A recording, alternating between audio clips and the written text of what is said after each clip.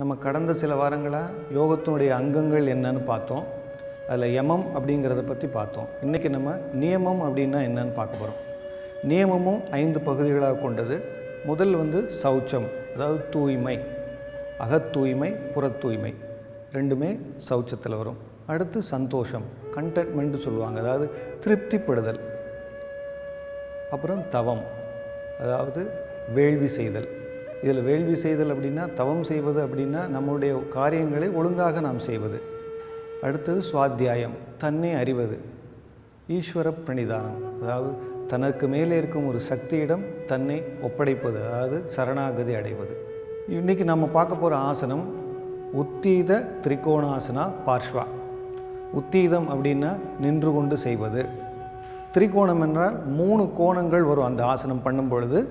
ஆசனம் அதாவது பரிவிருத்தி. இந்த ஆசனம் பரிவிருத்தினாலே ட்விஸ்ட், அதாவது ஸ்பைனை ஃபுல்லாக முறுக்கிறது 2 பக்கமும். அதுதான் இந்த உத்தீத திரிகோணாசனா பரிவிருத்தி. இந்த ஆசனம் பண்ணும்போது நமக்கு ஸ்பைனு ஃபுல்லாக ட்விஸ்ட் ஆகும். 2 பக்கமும் ஸ்பைனை ட்விஸ்ட் பண்ணுறோம். அந்த முதுகுத்தண்டு ட்விஸ்ட் ஆகும்போது அதிலேருந்து வரக்கூடிய ஸ்பைனல் நர்வ்ஸ் எல்லாமே டோன் ஆகும். அது மட்டும் இல்லாமல் அடிவயிறும் நல்ல ட்விஸ்ட் ஆகும். அடிவயிறு ட்விஸ்ட் ஆகும்போது அதில் இருக்க வேண்டாத சதைகள் கம்மியாகும். இன்னும் வயிற்றுக்குள்ளே இருக்கிற பாகங்கள் சொல்லுவோம் இல்லையா, லிவர், பேன்க்ரியாஸ், அப்புறம் இன்டெஸ்டைன், அதாவது பெருங்குடல், சிறுகுடல், கணையம், எல்லாத்துக்குமே ஒரு மசாஜ் எஃபெக்ட் கிடைக்கும். இந்த எஃபெக்ட் கிடைக்கும்போது அதனுடைய ஆக்டிவிட்டி அது தூண்டப்படும். ஜீரண சக்தி நல்லாயிருக்கும், பசியை தூண்டும். இடுப்பில் ட்விஸ்ட்டு, அதாவது ஹிப் ரீஜன் அப்புறம் பெல்விக் ரெண்டுக்குமே ஒரு ஃப்ளெக்சிபிலிட்டி கிடைக்கும். கால்களுக்குன்னு பார்த்திங்கன்னா கால்களும் நல்ல ஸ்ட்ராங்காக இருக்கும். அப்புறம் கழுத்து பகுதி, நம்ம இந்த ஆசனத்திலேருந்து பார்க்கும் பொழுது கைகளை நோக்கி மேலே திருப்பி கழுத்தை பார்ப்போம். கழுத்தோட ஃப்ளெக்சிபிலிட்டி, ஸ்ட்ரென்த்து ரெண்டுமே நல்ல ஸ்ட்ரென்தன் ஆகும். அது மட்டும் இல்லாமல் இப்போ நம்ம சில வங்கிகள்லேயும் சில அலுவலகங்களையும் பார்க்குறோம். உட்காந்துருப்பாங்க, முன்னாடி கம்ப்யூட்டர் இருக்கும், சைடில் பிரிண்டர் இருக்கும். கம்ப்யூட்டரில் ஒர்க் பண்ணுவாங்க, திரும்பி ஒரு சைடாக பிரிண்டர்லேருந்து காப்பி எடுப்பாங்க. அப்படிங்கும்போது ஒரு சைடாகவே ஸ்பைன் ட்விஸ்ட் ஆகிட்டே இருக்கும். அந்த ஆக்சுவல் ட்விஸ்ட் என்ன ஆகும்னா ஸ்பைனுடைய அலைன்மெண்ட்டை பாதிக்கும். இந்த ஆசனம் பண்ணும் பொழுது நம்ம இந்த ஸ்பைனுடைய அலைன்மெண்ட்டை சரி பண்ணிடலாம். ஸோ இந்த ஆசனம், இந்த உட்கார்ந்து இந்த பக்கமும் அந்த பக்கமும் திரும்பி, ஏன்னா வங்கிகளில் பணிபுரிவர்கள் ஒரு தடவை திரும்ப மாட்டாங்க, 500 தடவையோ 600 தடவையோ ஒரே பக்கமாக திரும்பும்போது அந்த ட்விஸ்ட்டு, ஆக்சியல் ட்விஸ்ட்டு பண்ணி அலைன்மெண்ட்டு சரியாக வராது. அதை சரி பண்ணலாம்.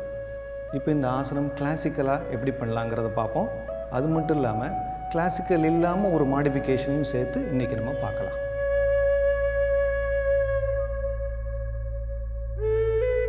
நம்ம இப்போ உத்தீத திரிகோணாசனா பரிவிருத்தி கிளாசிக்கலாக எப்படி பண்ணுறதுன்னு பார்க்க போகிறோம். ஸ்டாண்ட் ஸ்ட்ரைட், கால் ரெண்டும் சேர்த்து நேராக நில்லுங்க. காலை வலது காலை சைடு வேஸ் எடுத்துகிட்டு போகணும். 2 பாதமும் பேரலாக இருக்கணும். நேராக பாருங்கள். மூச்சை உள்ளே இழுத்துக்கிட்டே கையை தோள்பட்டை வரைக்கும் தூக்குங்க. Inhale, arms up to shoulder level. Exhale, அப்படி ட்விஸ்ட் பண்ணுங்கள். ஒரு பக்கமாக ட்விஸ்ட் பண்ணி கைகளை பாதத்துக்கு வெளியே வைக்கணும். கழுத்தை திருப்பி மேலே பாதத்தை, மேலே உள்ளங்கையை பார்க்கணும். இன்ஹேல், தலையை மெதுவாக கீழே இறக்கிட்டு மேலே வாங்க.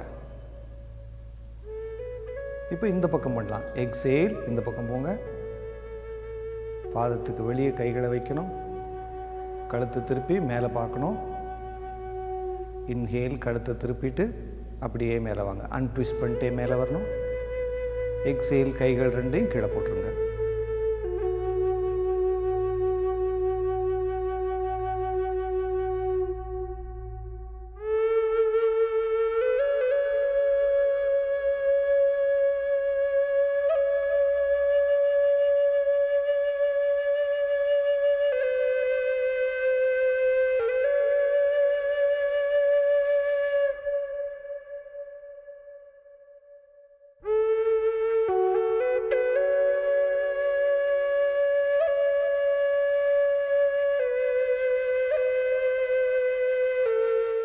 இப்போ கிளாசிக்கலாக இந்த ஆசனம் எப்படி பண்ணுறதுங்கிறத பார்த்தோம். எல்லாராலையும் இதை பண்ண முடியுமாங்கிறது சந்தேகம்தான். அதனால் இதை சுலபமாக எப்படி பண்ணுறது, இன்னும் கொஞ்சம் இலகுவாக எப்படி பண்ணுறதுங்கிற இந்த மாடிஃபிகேஷனை நம்ம இப்போ பார்க்கலாம். இப்போ நம்ம திரிகோணாசனா, உத்தீத திரிகோணாசனா பரிவிருத்தி கிளாசிக்கல் பார்த்தோம். இதை பண்ண முடியாதவங்க அடுத்து எப்படி ஒரு மாடிஃபிகேஷனில் பண்ண வைக்கிறதுங்கிறத பார்க்க போகிறோம். ஸ்டாண்ட் ஸ்ட்ரெயிட், சமஸ்திதியில் நிற்கணும், அதாவது கால்கள் ரெண்டும் இணையாக இருக்கணும். இப்போ வலது காலை சைடு வேஸ் எடுத்துகிட்டு போங்க, பக்கவாட்டில் பாதங்கள் ரெண்டும் இணையாக இருக்கட்டும். இப்போது இன்ஹேல், மூச்சை உள்ளே எடுத்துக்கிட்டே கைகளை ஷோல்டர் லெவலுக்கு தூக்குங்க.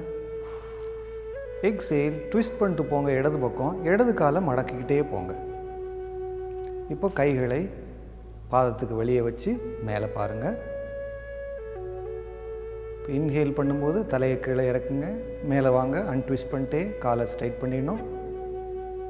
இப்போ அதே இது அடுத்த பக்கம் பண்ண போகிறோம். எக்ஸேல் பண்ணிட்டே வலது பக்கம் திரும்புங்க, வலது காலை மடக்குங்க, பாதத்துக்கு வெளியே கைகளை வச்சுட்டு திருப்பி மேலே பாருங்கள்.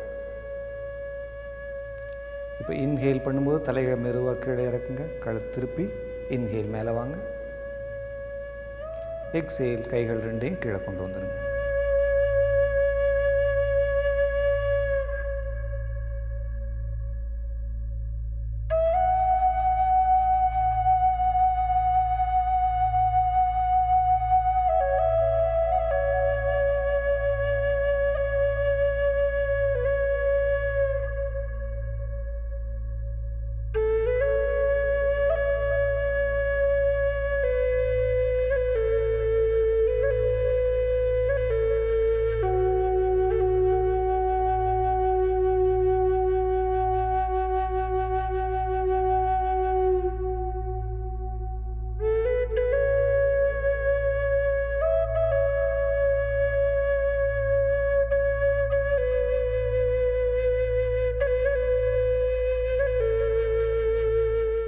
இப்போ நம்ம இந்த ஆசனத்தை கிளாசிக்கலாக எப்படி பண்ணுறதுங்கிறத பார்த்தோம்.